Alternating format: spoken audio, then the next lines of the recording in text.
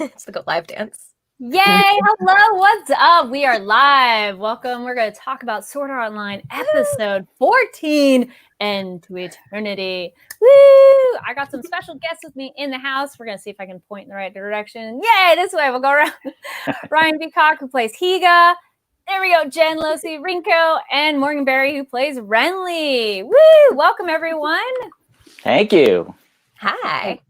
Yay. All right. So actually, we were just talking about this before we started. How long ago did you record this episode, and how has recording from home been going for you? We'll start with Morgan. So we recorded this back in August, right, Jen? Yeah. I knew it was months ago, but I didn't realize until, wow, feels like forever ago. What was the second part of the question? How has recording from home been for you? And was this part of recording from home? I personally, I actually really like recording from home. It's convenient. And I don't know, a lot of people are like, oh, I hate it. I can't wait to go back to the studio. And I'm like, I like it. I just roll out of bed and boom, here I am. I like that. I can record in my PJs. And I don't know. I enjoy it. It hasn't been too difficult, but there are some studios that work differently than others. So some of them are more difficult to record with than others, but recording for Sword Art was kind of a breeze. Like, I feel like it went well. Yeah. Nice. And then Jen.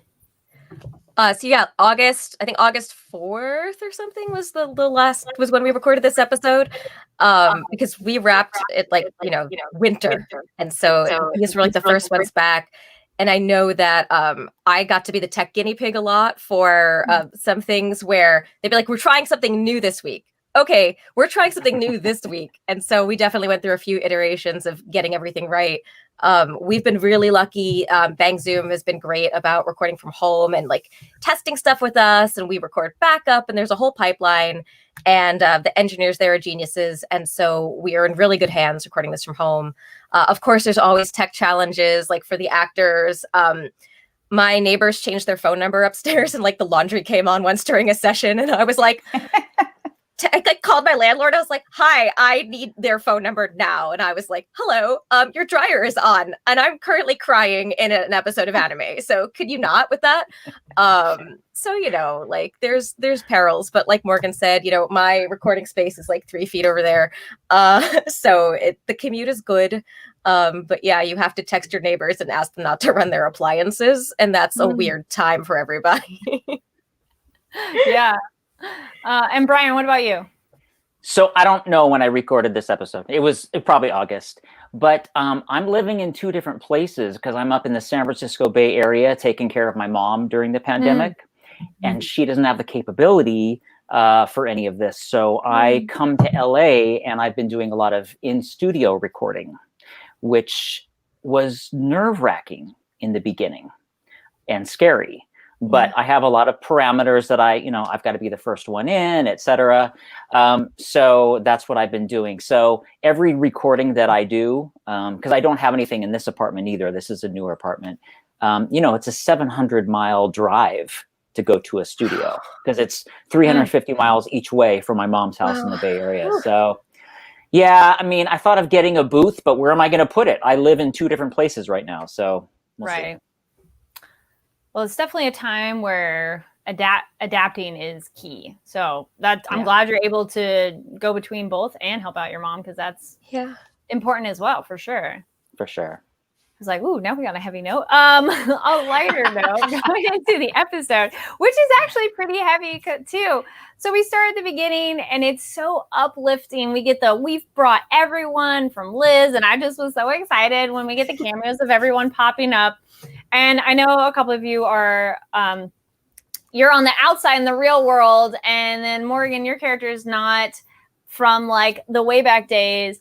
But how was it for you to have seeing those moments of like, oh, characters are coming back into the world? And those, the Turtle Gang, essentially, I think you guys are the Turtle Gang. We are. Rinko's character is from a while ago and coming back as well. So how is that coming backness for you, Jen?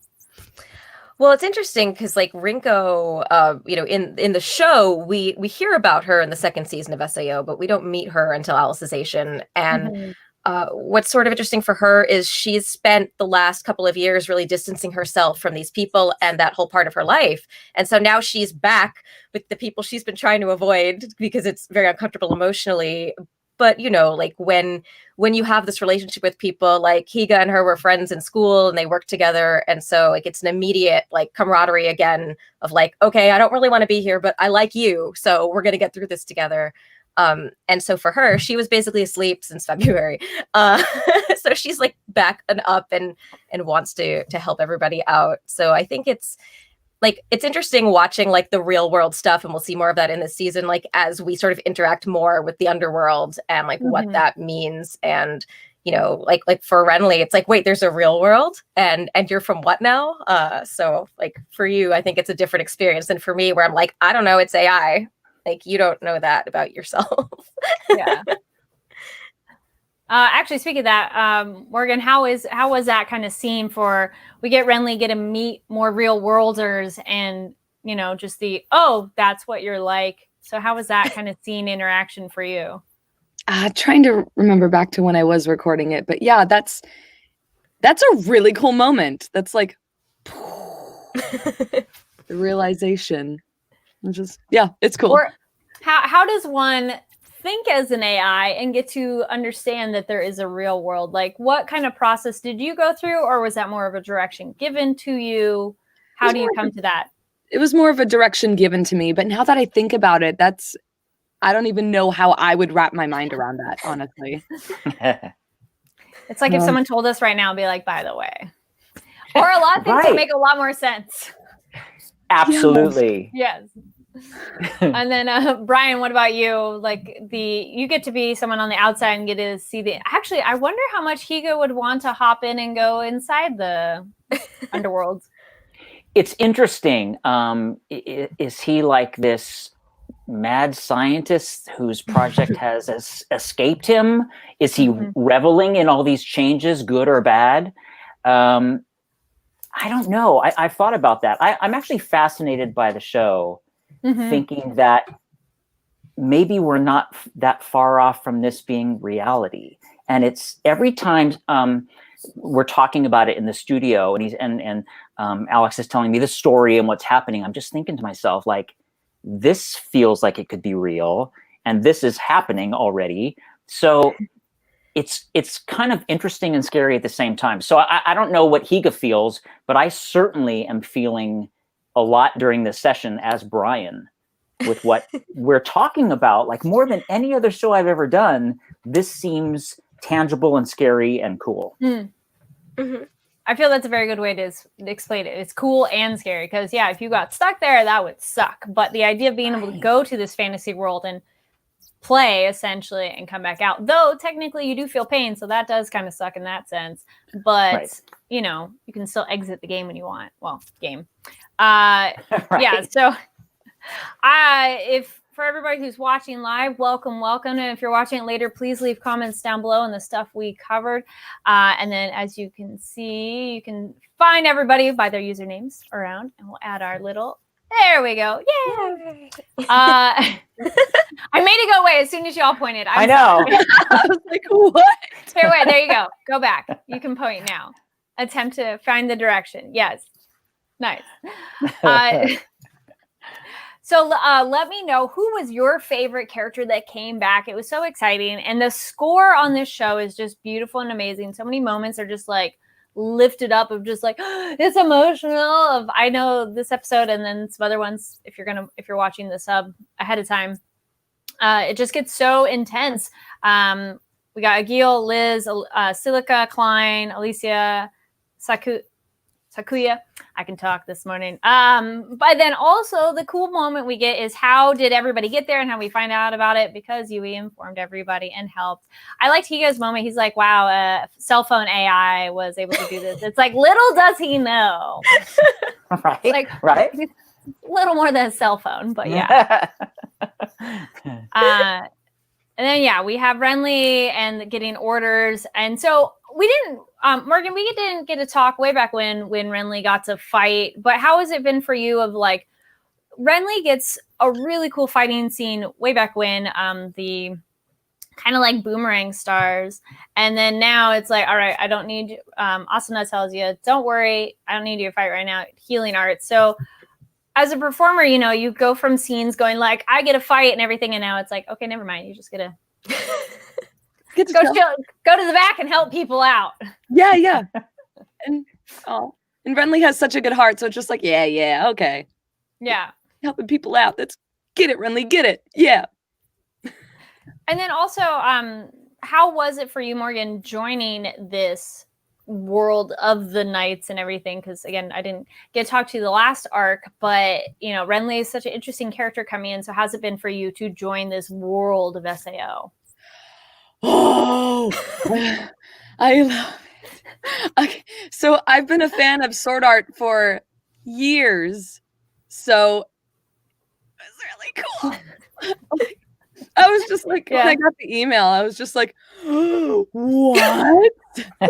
So it was a very cool moment for me as a fellow fan of the series. Nice.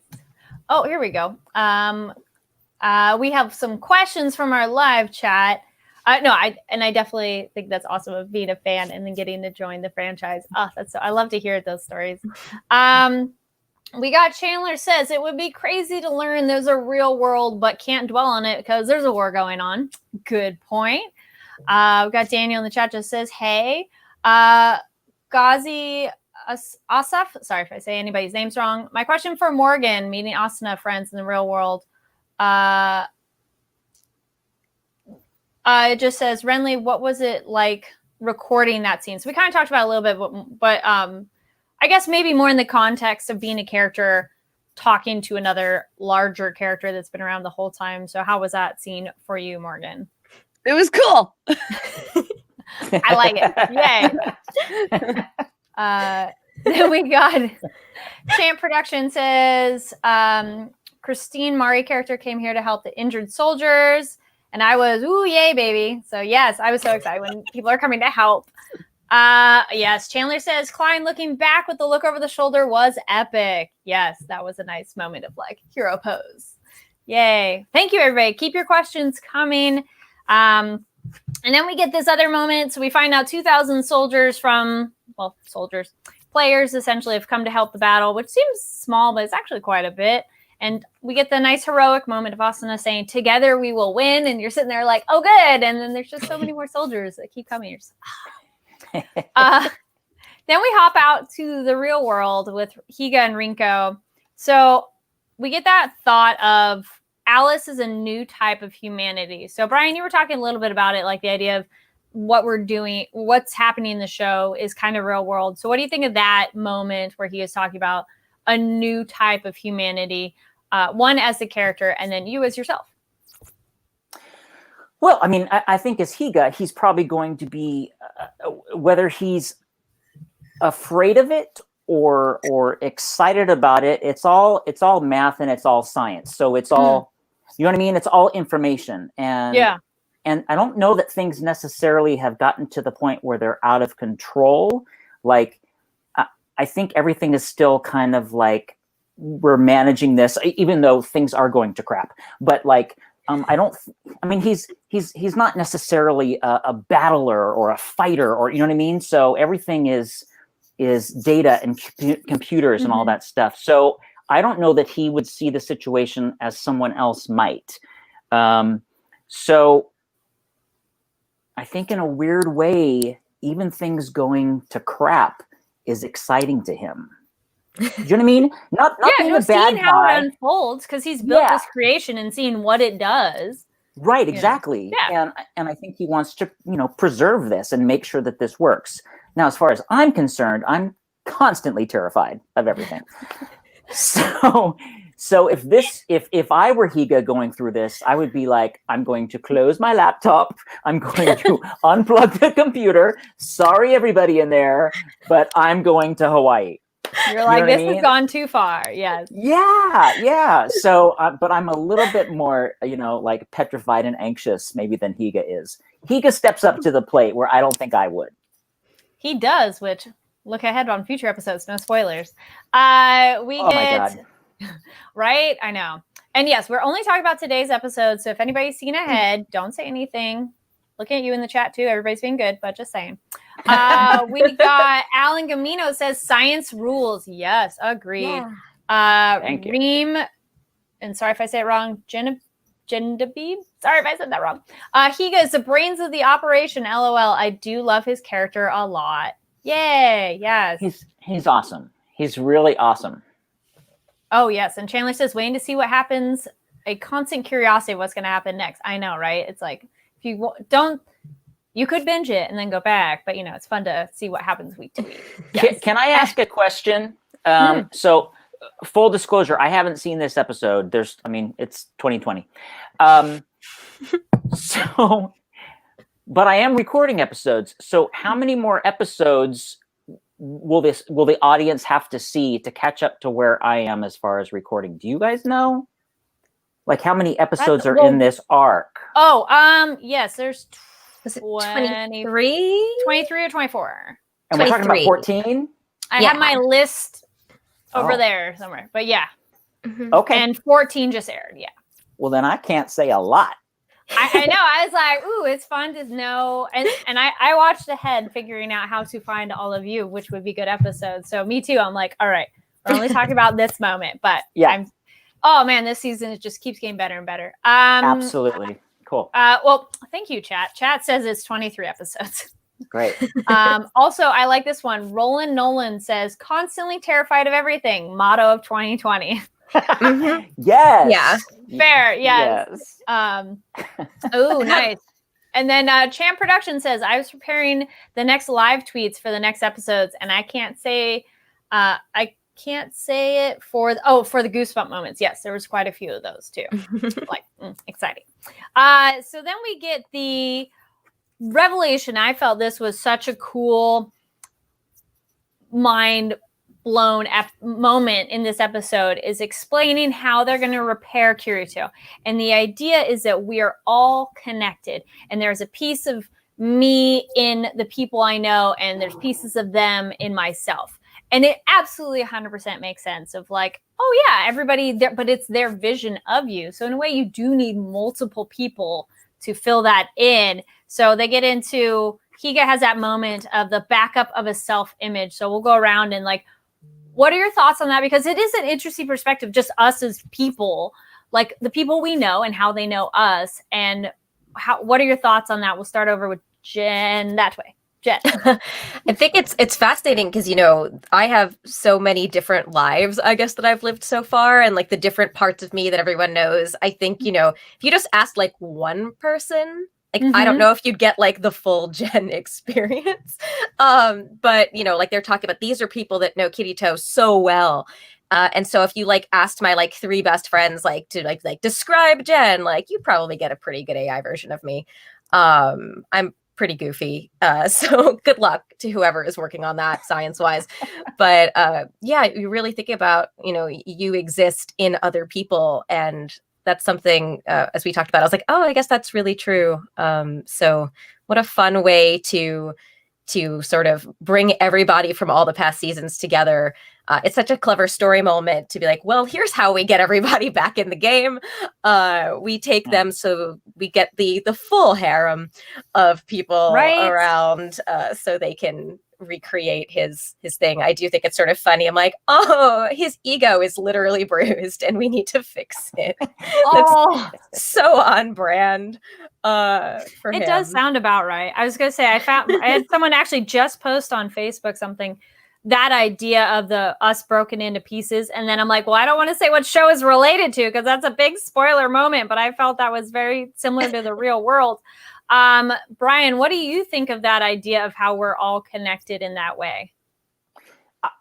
To me, this was the most eye-opening and awe-inspiring plotline in the show, because this is completely our world, real world. And I thought it was I think it's more emotional than they actually made it. Like, I was really like touched by it.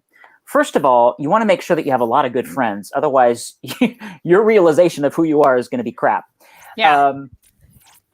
But it's so amazing that other people can affect the way you think about yourself. And all these, like, you have these problems with yourself and your ego is this, and you think you're ugly or you think you're this, whatever. Other people don't think that way about you. So maybe you would come back with other people's impression of you being a much more fully realized, beautiful, amazing person than we see ourselves. Oh, I like that. That's true. It's the idea of like, talk to yourself the way you would talk to a friend. You wouldn't say those things to a friend. Why are you saying it to yourself? Absolutely. Well, I can't find the thing I was looking for, but we're still on track of it. Morgan, what do you think of that idea of how pieces of ourselves are in others and pieces of others are in ourselves? Everything he said. You're all ditto. Yeah. Ditto. Definitely well put. We got also back in the chat, we got Alan Gamino says, you're too awesome sauce, Jen. Hi, Alan. And oh yes, Reem says, for real, it's basically Avengers Endgame SAO edition. Yes, that's kind of what this arc is. Yeah. Is like the Avengers, everybody's showing up and you're like, oh, I'm so happy. Good comparison. I like it. And then Ghazi says, for Brian, so Higa developed the Soul Translator and genius behind the Soul Light Cube cluster. So there's so much sci-fi. What's it been like now, Higa, talking about self-image and the AI? So I guess maybe the idea of just how, it's so scientific and now we're getting more into a human being aspect of it. Yes, and I think that's the cool thing about Higa, that you may continue to see whatever, that he's just not a science guy. I mean, there are more layers and levels to his personality that begin to be peeled away like an onion.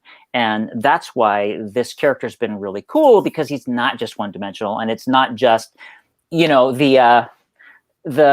the morgue guy or the technical person on CSI. You know what I mean? They've got 3 scenes and they've got the dark glasses on there and they're at the laptop. Yeah. So it's nice to see a little bit of humanity come behind all this tech and science. Like, why did he want to do it? Why does he continue to want to do it? That's a human thing. That's, it's not just math and science.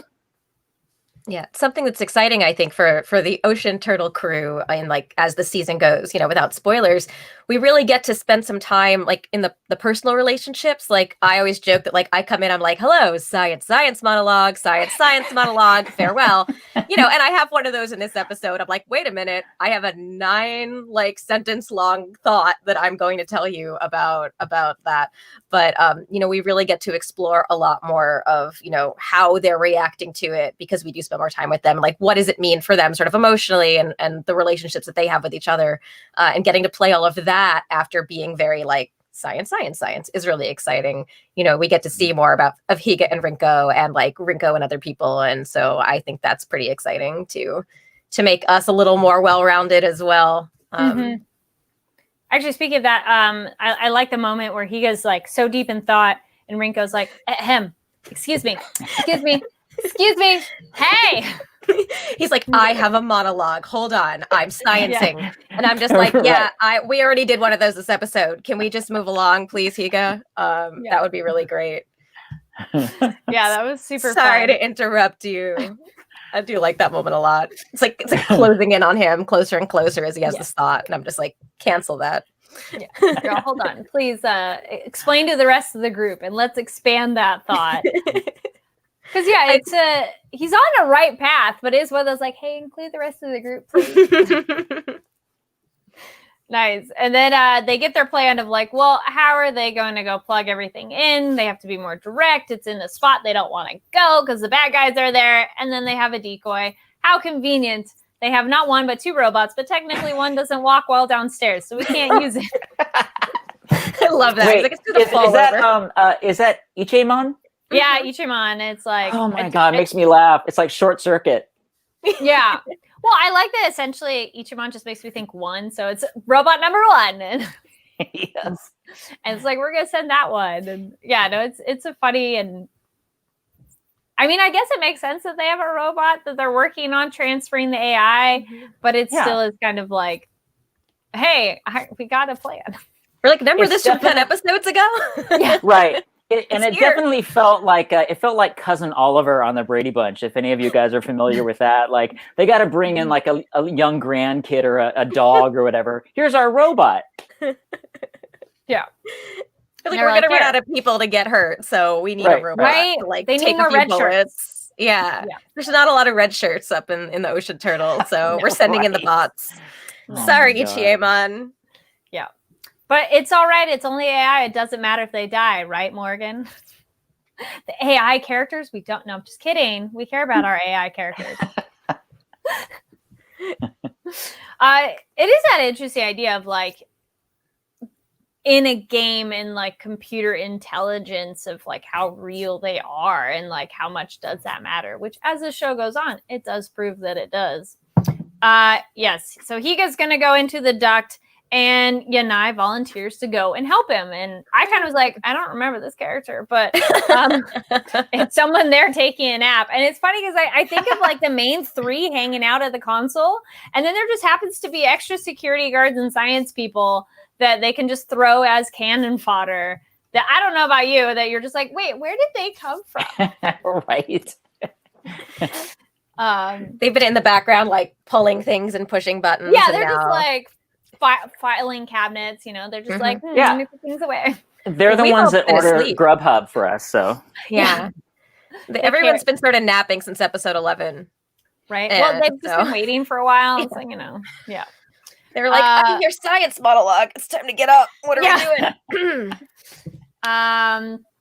Then we also got, the robot shield, robot talk. Yes, Ichimon's alive. Yep.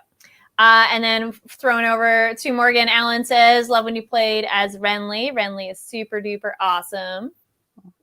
Thank you. I love Renly too.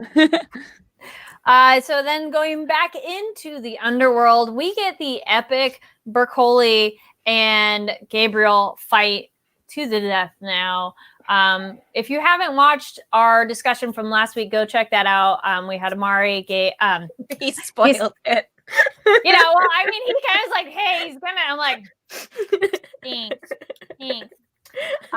Greg and then Alex. So go check that out. It was also very funny for how heavy of some of the stuff we talked about. But let's go check it out. And thank you all for joining. That was very funny. But it was one of those we kind of saw it was going to come ahead of time. You know, eventually Brooklyn can't live to the end. I guess we need that loss for the main character. Well, one of the main characters to progress. You know, it's one of those storylines. Like, oh great, can't we have everybody live and one of the main people want to still like go? No, we need motivation for them. Yes. But he lived a lot longer than it felt like he was going to in the first half of the season. Right? Like, this was a pretty epic scene. Also, I liked how, I don't know if you noticed, please leave a comment down below. This visually was a beautiful fight scene. It was a lot more harsher and darker outline on all the two characters and what they were doing. So I thought it really kind of added like to the gravity of the fight. Like, it was like, ooh, really intense. I know people mentioned the sound design as well, the swords and stuff, and I don't know if it's different than it's ever been before, or whether it was pumped up or a new designer. But they said it really stood out to them. I think the sound is really great. The only thing that's kind of weird to me, and anybody leave a comment too, your thoughts, when swords hit, the sound, not like I've heard swords, metal clanking against each other, but like the tension on them, like the sound, whatever, that is not what it sounds like. But that's a lightsaber. Really, it doesn't sound like what I expect, but it's cool within that world. That's one of those, if you make your constant, as long as you keep it the same, it's fine. But one of those weird things that you notice, you're like, anybody else notice it? So also we have the Hoshigami, the dragon. I was so sad when the dragon died. Anytime the dragons are in danger, I'm like, why do we have to hurt the dragons? Also, look at you, Game of Thrones. Bad planning in that one as well. Champ Production says, like the Broccoli's power to stop time. I thought that was so cool, and how he tries to get back to the moment to stop Gabriel's past, which I was like, oh, ooh, because I guess I forgot that he could go that direction of time. Or I did too. you're like, oh, okay. Or we maybe just hadn't seen it that way. It's one of those, it's so many episodes that there's so many great moments that I feel this is a show you need to watch once it's done. So you could just power through all of them. That's There's how so I many watch details. most TV. I was like, unanimous nods from everyone. Yes. Yeah. Even when characters come back, I'll be honest, I was like, I remember them, but I can't tell you everything they did.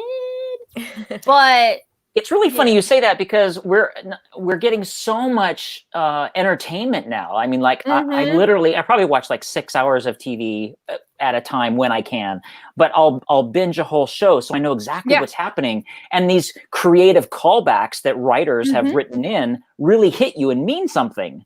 Whereas if I go a week from seeing one episode to another, I've seen The Great British Bake Off, I've seen The Crown, I've seen Better Call Saul. Like, I don't know who these people are.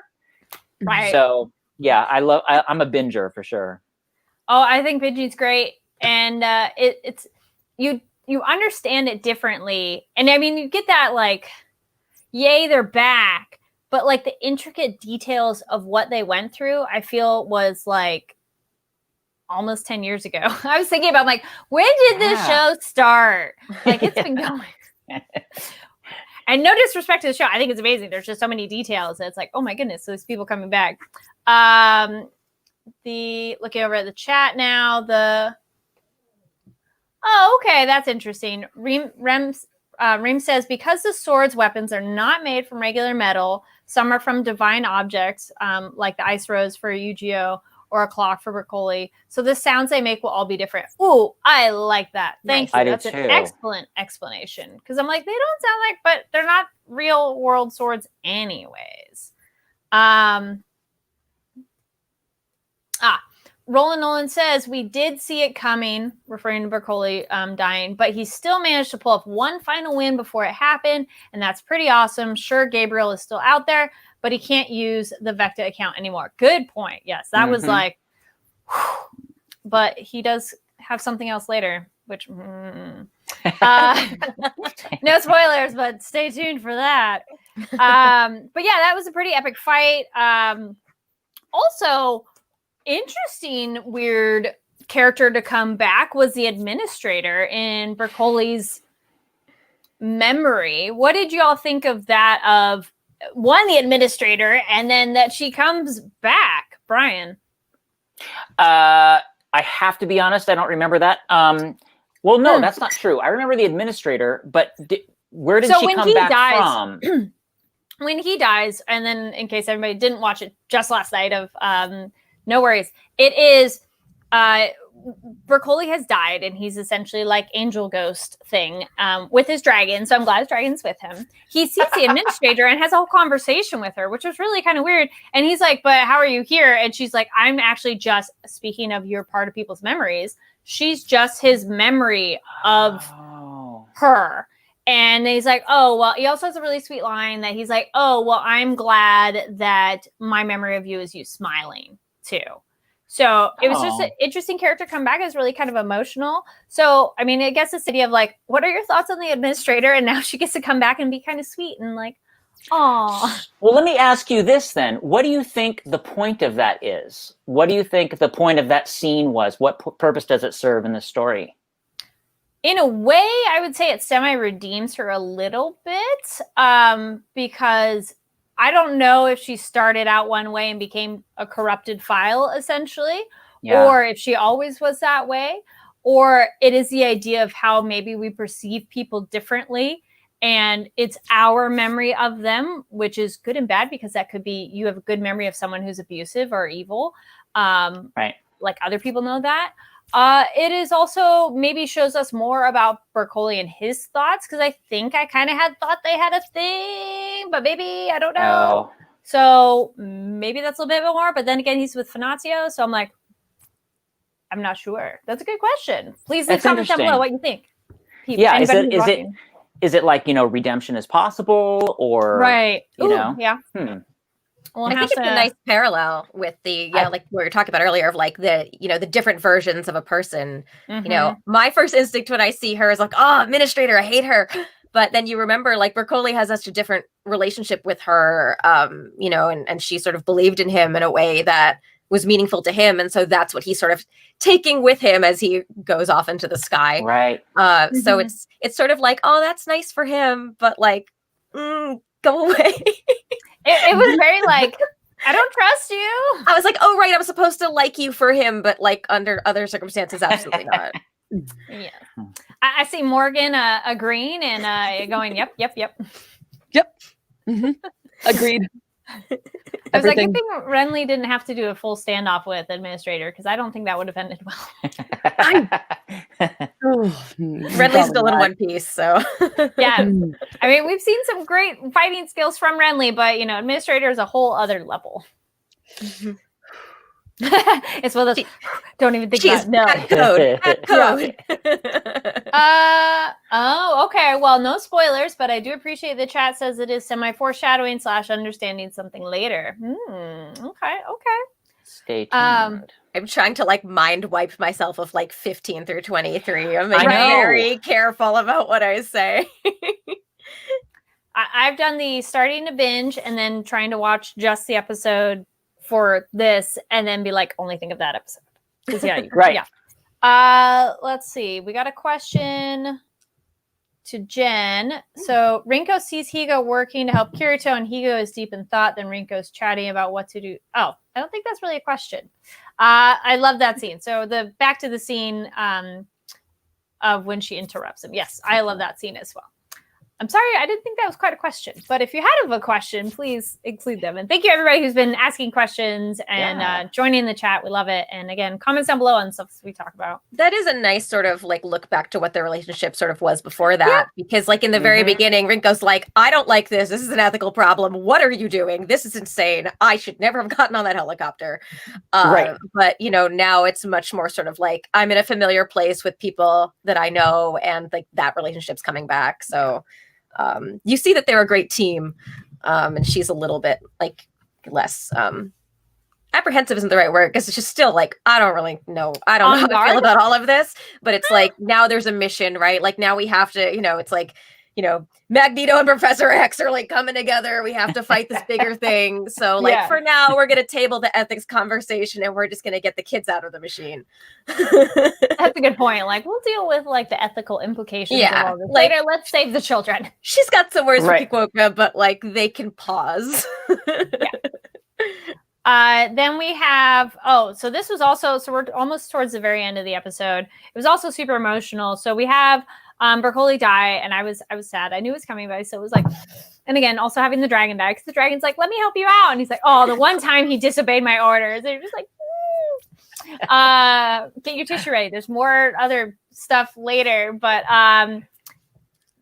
when he's saying his like final goodbyes and like the energy light is going off, he calls out to Fanatio of, you know, I'm sorry, I won't see you again, and raise our child right. And you're like, oh, what? Okay. And then she's so sad. And it really was emotional of her. Like, I guess it's nice she gets a feeling of goodbye instead of like nothing. Because, you know, it's that idea, like, can you sense other people? And, you know, would you know if your loved one died? You know, like, it's an interesting concept. Anybody have anything to add on? He's riding up on his dragon with the other girl, so excuse me. That too. Like, and he's holding her like, yes, let's go. And I'm like, but she's got an AI in the oven. Like, that's not okay. Maybe they have a polyamorous relationship. Yeah, that's fine. You know, this is like true. Purple-haired girls are okay. So good news, right? It's a throuple or something. He has a type. Cole's like purple-haired girls. So yeah. My greatest contribution to the SEO universe was the hashtag Hot Uncle Brookhole. Like, I will never do anything better than that in my life. I've peaked. He is definitely the silver fox of the show for sure. Mm-hmm. So missed for so many reasons. But yeah. What happens to their kid? I don't know. Yeah, and it's interesting the idea that AIs like could have a full life cycle of create life and life existing and everything. That's like, that's some deep programming versus because that's that whole unique thing is like, you know, the top down versus bottom up AI that they talk about, where like they're they're not just like blinked into existence, like they're raised like actual people, and so like they will grow up to be a very full person.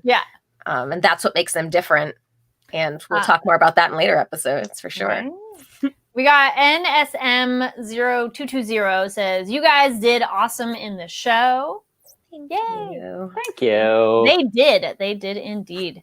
So the very last moment we have Gabriel talking to Critter, and he mentions, okay, Visago died and he went back into the game and he has to have a character converted. And it is interesting that Gabriel didn't know about that until this point, but then again, he's been in the world, so he doesn't know like the specs on the outside of what you can do, which is kind of interesting. And then he's like, oh, okay, well then here, convert this character. And it's like, dun, dun, dun, cue the music of who that might be, which we don't know because that's where it ends. But that was kind of like a, oh shit, like what? Like, who's he going to bring back? Because we know a little bit about him, but not a lot. Oh, nice. We got JR Pitcher says, #hot Uncle Bercoli for life. Yes.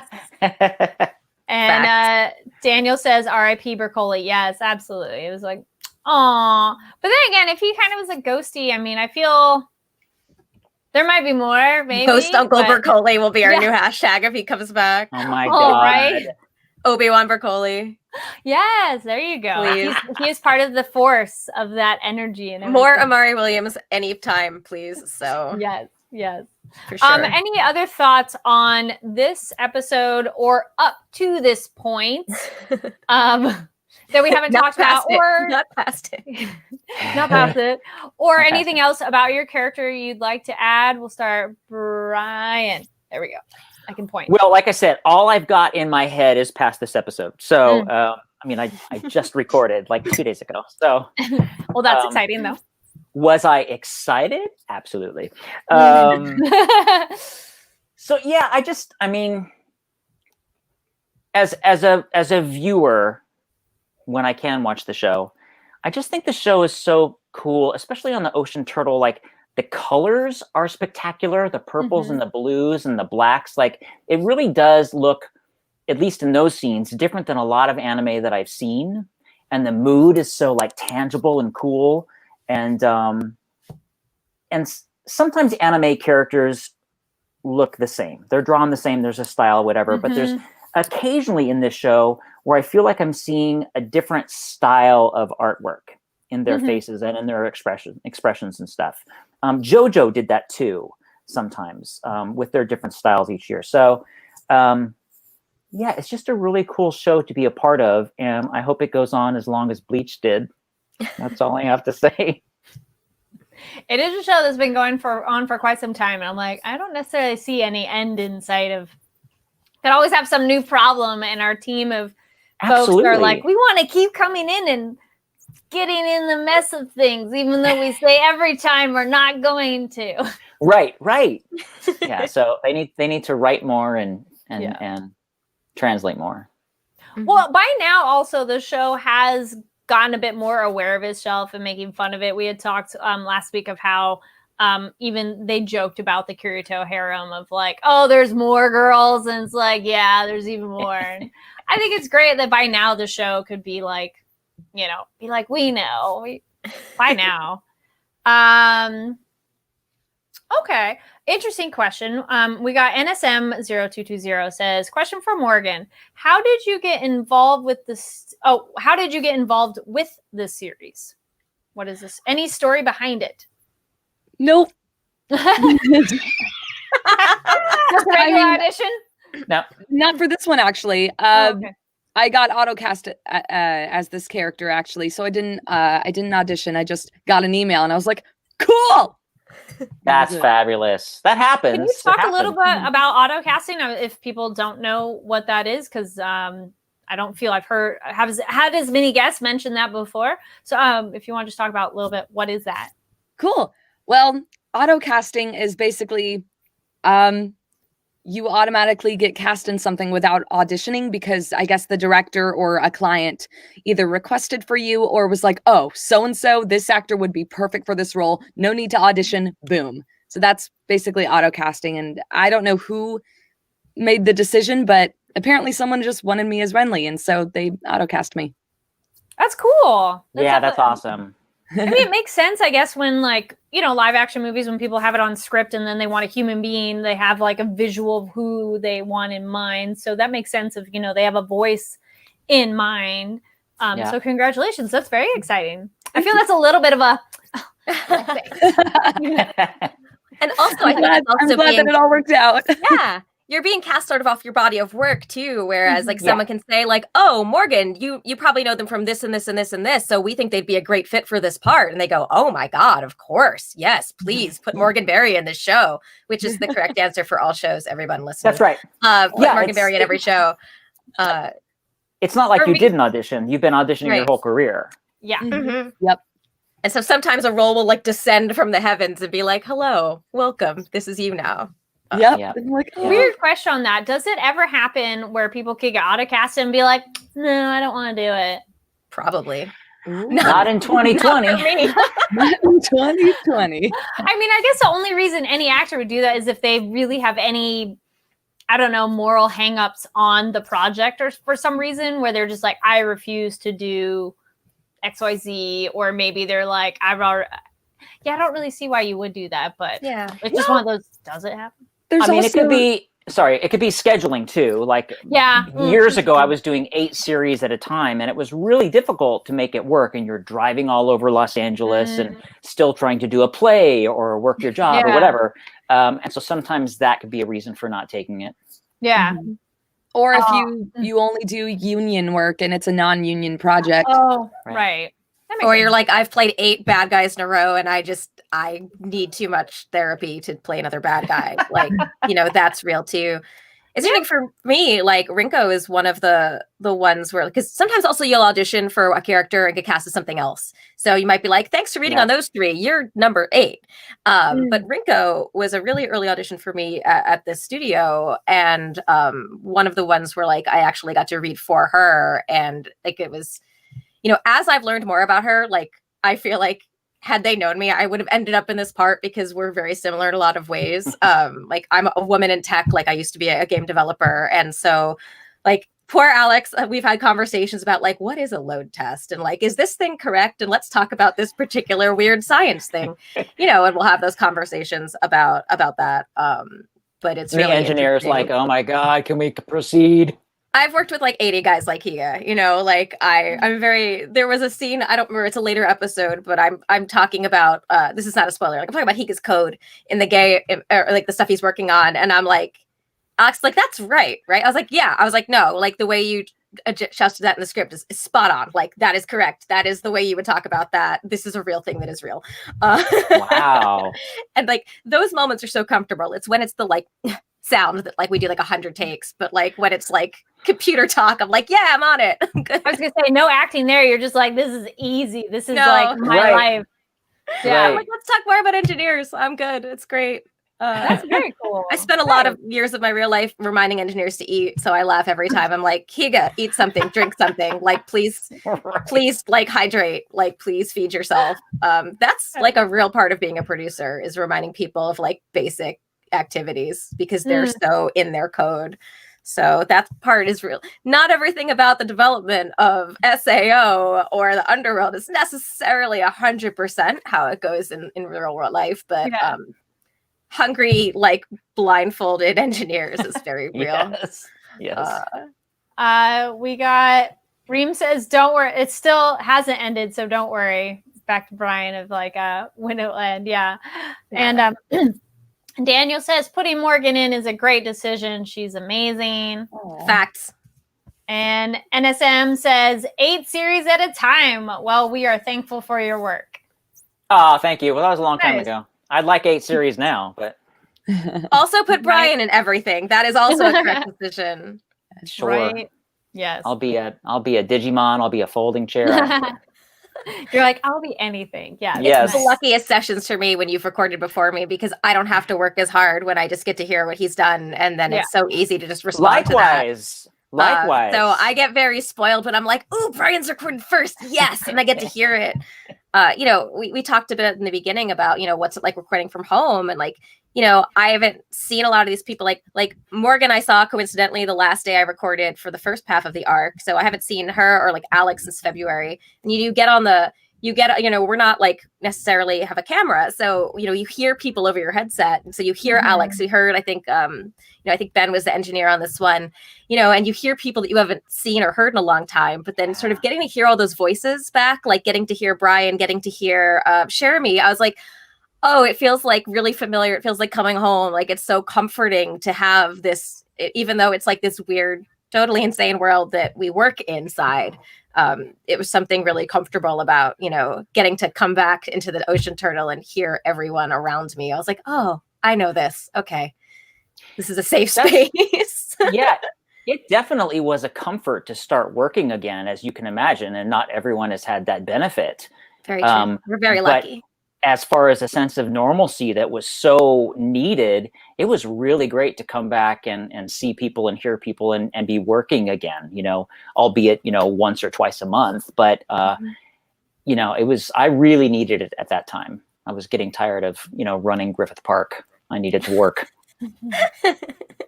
Yeah. We got a question from Morgan. So Morgan is a integrity knight and AI and, working with Asuna. So how do you feel about how Renly has grown over the time you started to now?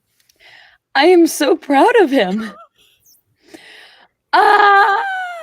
Just like his story is so tragic. I remember when I first started recording, I was like, no, his best friend. I don't know. I just like, he goes, oh gosh, there's so much I could say. It's just, I'm really proud of him and his growth and just the fact that he went from being crippled by his trauma. And look at him now. My boy's a strong boy. He's doing well. He has overcome that obstacle, and I am so proud of him. I love him. Nice. Yeah. No, the growth of that character is great because I'll admit at the beginning you're just a bit like, as a viewer, like, okay. But then when you learn the details, you're like, oh. And then when you see them succeed and like kick ass, you're like, yes, and you're cheering right with them. I always think about like, can we somehow get them all out of there? Like something I thought about really early. I'm like, I hope Rinko just like grabs all their Flectlights and runs because I love these characters and like I feel like we learned in the first half of the arc, like guys have a backup, run a backup. Yeah. This is like saving projects have about that. Backup of a backup of a backup. Yeah. Right. Then we wouldn't have all these problems that we have in this season if someone had just been backing things up. But to the cloud. But they couldn't right. But anyway. Private cloud. Maybe that can't be hacked. Can we please keep Renly like forever in future seasons and some of these other little like just cinnamon buns that I love so much. Thanks, Gazi, for that question. And NSM says, here are some virtual tissues for you, Morgan. Oh. Thank you. And then Reem says, strong green bean and a heart. Oh, yeah. Oh, yep. Renly the green bean. Nice. And then Morgan, do you have any other final thoughts on your character up till now, the show up till now, working on the show? Anything else you'd like to add? I'm just proud of my boy. And I look forward to seeing where else this goes because I have not watched ahead. So I have no idea what's in store for Renly or anyone. So as a performer, do you prefer that to take it one episode at a time or do you like to know what comes? Yeah, I like taking it step by step and kind of, I don't know. I feel like a lot of my reads end up being sounding more real when I don't even know what's coming. I'm surprised along with the character when things happen, when obstacles get in the way. And so I like it better that way. I like being surprised along with the character. Yeah, it totally makes sense. I feel every actor kind of has the preference of either knowing and so then they plan, or the people who want to just go like one at a time and be surprised. So, With that, actually, Brian, there we go. What is your preference? Do you like to know ahead of time, or do you like to go one at a time? Well, obviously, if you're doing like a film for the most part, or a TV show, you're going to know the whole story. So that's what I'm used to.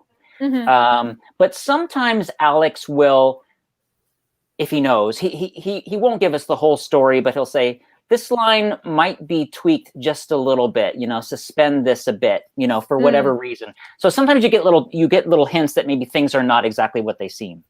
So, but I'm just so used to knowing everything that's going to happen and then figuring out how you play those dynamics without giving away anything to the audience, when in fact your character obviously knows their motivation deep down inside. So yeah.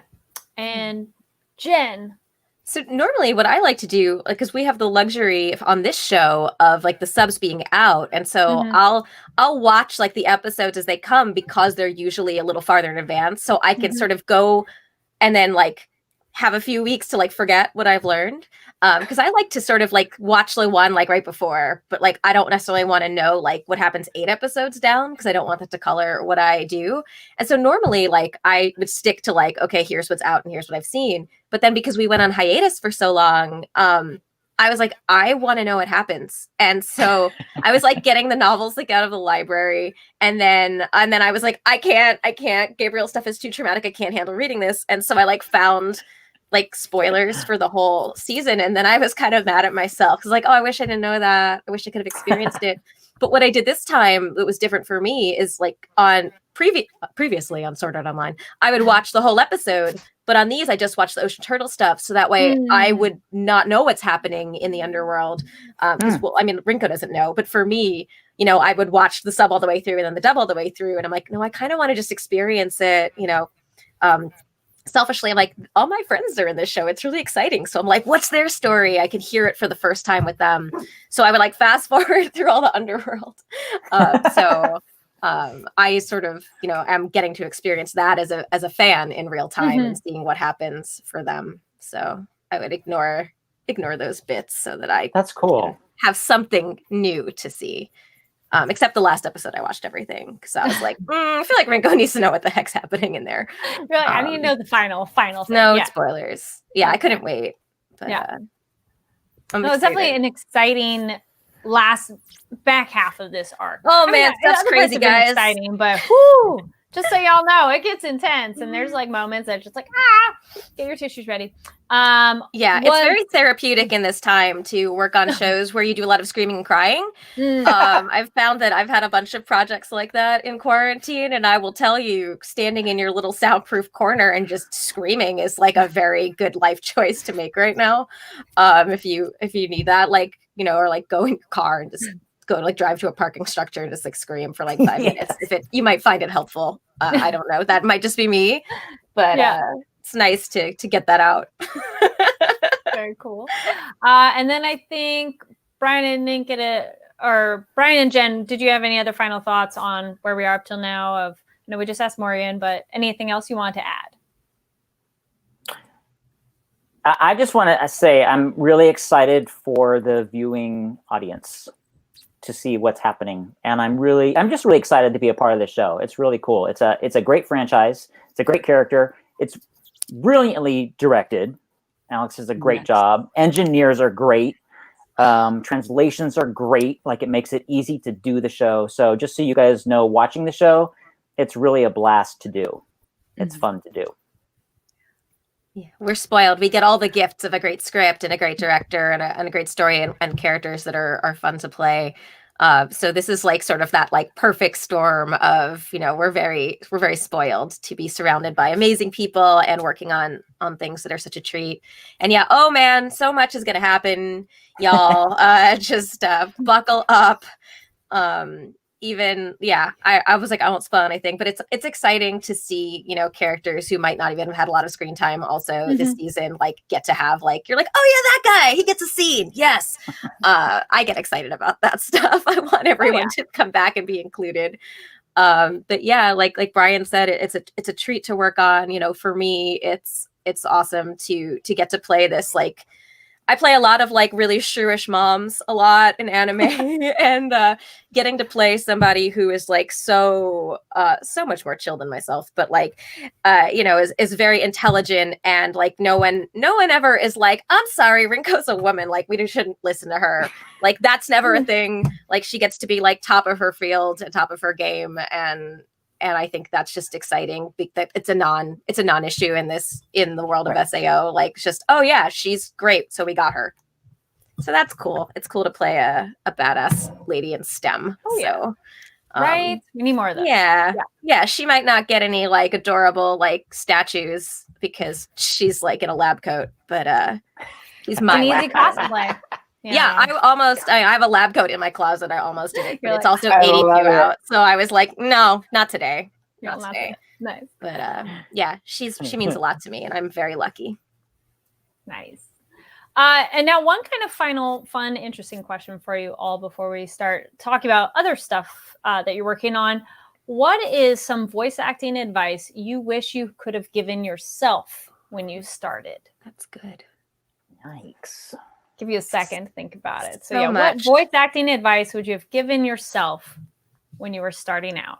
I'll start what you guys think, because I was just talking about this last night or possibly this morning. I don't know what time is anymore.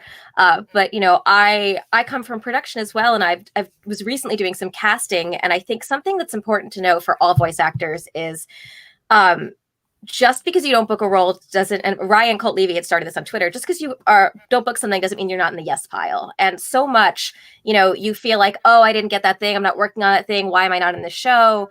It has nothing, it might not have anything, look, okay, yes, sometimes it could have something to do with like the quality of your work, but there might be 5 amazing people for a part, and only one of them is going to get that part. And so, just because you're not seeing progress doesn't mean you're not making progress. And every good audition you do, every class you take, every hour at the microphone is adding up. And so, like, when you get autocast in a project, it's because people know that you're good and you can do great work, and that, you're a strong talent. And so, not seeing immediate success doesn't mean you're not doing the right thing. For me, there a couple years ago, I had like a couple jobs. And then like last year I had like a bunch of jobs. And then this year I had more jobs. And like, am I better than them then? Maybe. But was I sort of like accumulating skills that were relevant? So like, just because like that audition you send doesn't book you that job doesn't mean that audition isn't booking you a different job a year later. Because I've been booked off of stuff where they played me the reference and it was an old audition from a year before. And I was like, oh, I guess that was a good audition. It just didn't get that thing, but it got this. And so the short version of that is like, if you're putting good work out into the universe, like it will come back to you. It just, don't expect it to be like 3 days after you've sent that email. Send it, forget it, and know that like people are recognizing you for working hard. And so if you are in a place in your career where you're just starting to get traction, just keep going, because you don't realize how often you are in that yes pile, that people are bringing your name up. Like the number of times that someone goes, oh, who might be great for this? You don't get access to that. You don't hear that part. So you have to assume that it's happening. That's a healthier place for your brain to be. Assume that there are people who are rooting for you at all times, and that the work will come. The right project will descend from the heavens, and you will be on it. So that's the advice I have to remember to listen to myself, that I dispense a lot. No, very well said. Brian. I love what you said. I love that. I'm going to paraphrase this quote from my cousin, and it's, winners take imperfect action while losers sit at home perfecting their plan. In other words, you are ready to go. You are ready and more talented, if you want to use those terms, whatever, than tons of people who aren't being active in their life and in their career. So go get it. Also know that voice acting is acting, take some classes, etc. And that there's only one of you. And so you could even try to do a sound alike or do an impression of what someone else is doing, and it's still going to be you doing it. So there is something special about you. And then lastly, this is something that I've always believed, and is that know means find another way. And especially in this world that we're in now, a regular audition where you send in a demo or go into the office, that's not necessarily the world we're in anymore. There's social media. I mean, when we could, I was going to parties and all that stuff. Like it's so much, it's marketing and meeting and merchandising and just knowing who you are, being confident, and again, being confident in what you do. I was pinned for a Disney show this week, so which is really exciting. I thought I was going to get it. I didn't get it, but I was so excited that in 2020, in this pandemic, I was in the pile for this gig. So all I knew is that I did a good job. Someone else is going to book it because they like them better, whatever. But I was in the pile, so at least I know I'm on the right track and I'm doing the right thing. And don't take no's personally. Most of the time, it has nothing to do with you. Another well said one. Yes. And Morgan. That's honestly what I was gonna say. Yeah. Girl, ditto. Yeah, Ditto. like don't take rejection personally. I wish I could have told myself that when I was first starting out. Just keep trekking, just keep swimming, keep going on. Like take risks, do the thing. And no matter how many no's you get, just keep moving forward, because eventually you're gonna get that yes. You're working hard, you're gonna get that yes. So Nice. Yes. All right. Thank you, everybody. I think those were amazing advice for everybody. So And now drink water. And drink water and don't We've smoke. learned nothing else from episode 14. It's drink your water. Yes.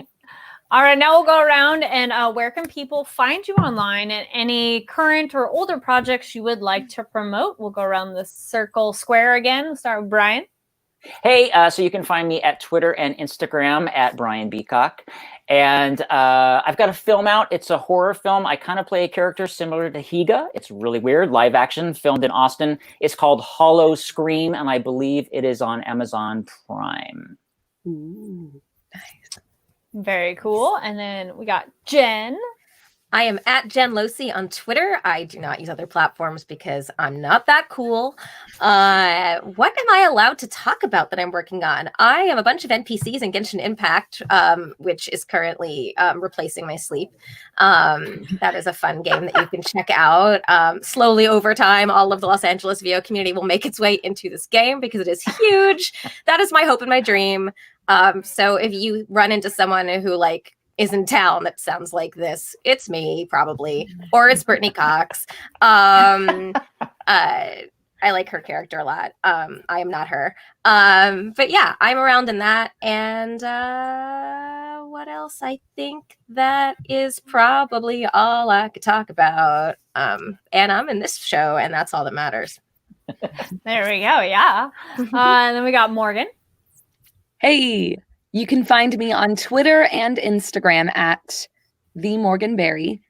And one thing I do want to promote is Yashahime.